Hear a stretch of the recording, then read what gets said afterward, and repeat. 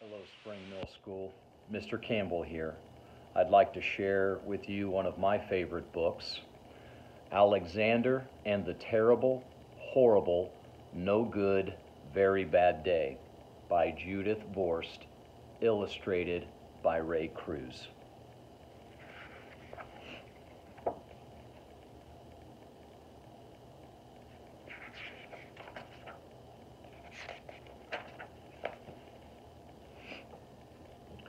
I went to sleep with gum in my mouth, and now there's gum in my hair. And when I got out of bed this morning, I tripped on the skateboard, and by mistake, I dropped my sweater in the sink while the water was running, and I could tell it was going to be a terrible, horrible, no good, very bad day.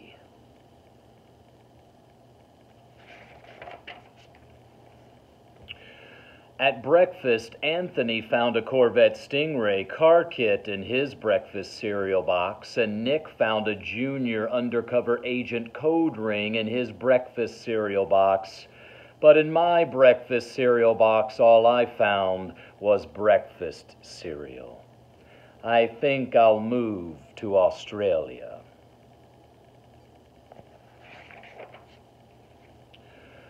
In the carpool, Mrs. Gibson let Becky have a seat by the window.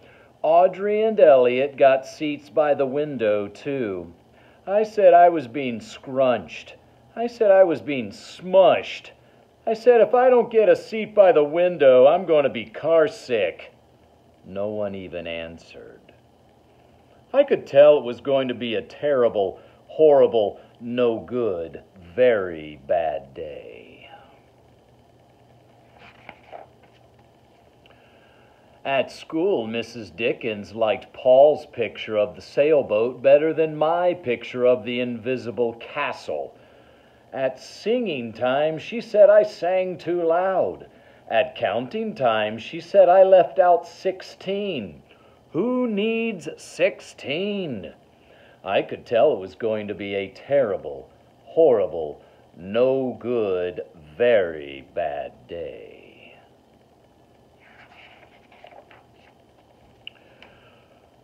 I could tell because Paul said I wasn't his best friend anymore.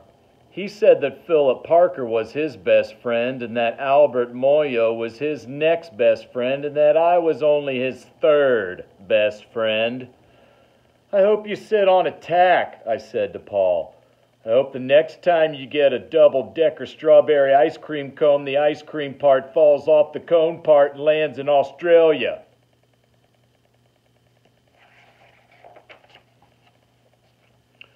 There were 2 cupcakes in Philip Parker's lunch bag, and Albert got a Hershey bar with almonds, and Paul's mother gave him a piece of jelly roll that had little coconut sprinkles on the top.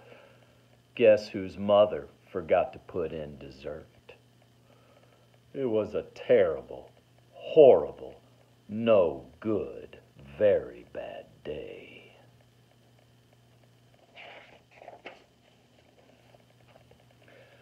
That's what it was, because after school my mom took us all to the dentist, and Dr. Fields found a cavity just in me. "Come back next week and I'll fix it," said Dr. Fields. Next week, I said, I'm going to Australia.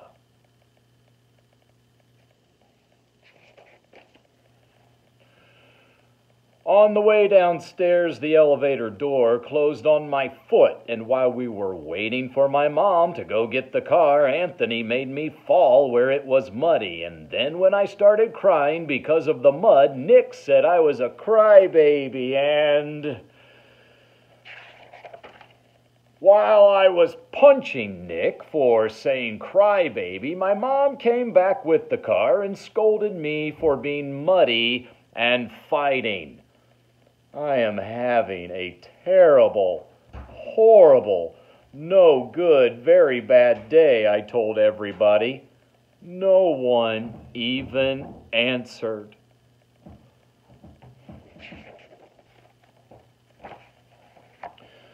So then we went to the shoe store to buy some sneakers. Anthony chose white ones with blue stripes. Nick chose red ones with white stripes. I chose blue ones with red stripes, but then the shoe man said, "We're all sold out."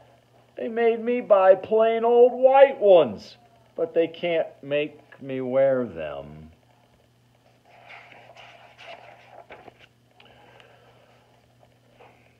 When we picked up my dad at his office, he said I couldn't play with his copying machine, but I forgot. He also said to watch out for the books on his desk, and I was careful as could be except for my elbow. He also said don't fool around with his phone, but I think I called Australia. My dad said please don't pick him up anymore. It was a terrible, horrible, no good, very bad day.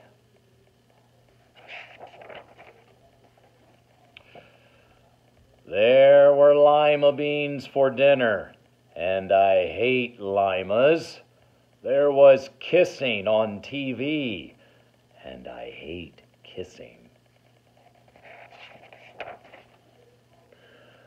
My bath was too hot.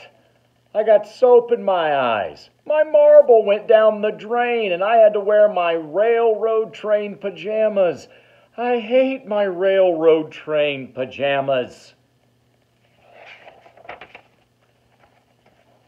When I went to bed, Nick took back the pillow he said I could keep, and the Mickey Mouse nightlight burned out, and I bit my tongue. The cat wants to sleep with Anthony, not with me. It has been a terrible, horrible, no good, very bad day. My mom says some days are like that. Even in Australia. The end. Kids, remember, when your day is horrible, no good, and very bad, some days are like that, but not all of them.